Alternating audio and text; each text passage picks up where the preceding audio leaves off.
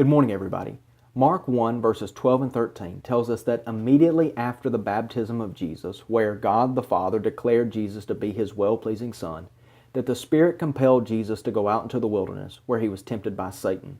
Now, Mark doesn't give us as much information about this temptation as either Matthew or Luke do, but he does give us enough information to be able to say something about the mission of Jesus. And Mark shows us that Jesus came to do battle with Satan, the great enemy of humanity.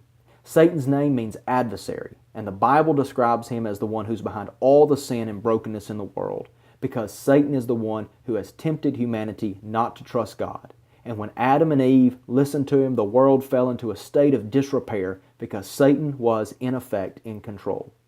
But Jesus came to do battle with Satan in the world, suffering the consequences of humanity's sin and suffering the consequences of Satan's rule. And yet, He was victorious. And we see something remarkable about Jesus in these first 13 verses. He is the one who was prophesied by those Old Testament prophets and heralded by John the Baptist as one who could come and baptize in the Holy Spirit.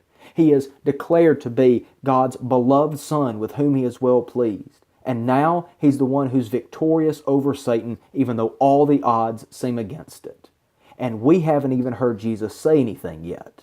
We should be on the edge of our seats, ready to hear what Jesus has to say to us. And Lord willing, we'll look at that tomorrow.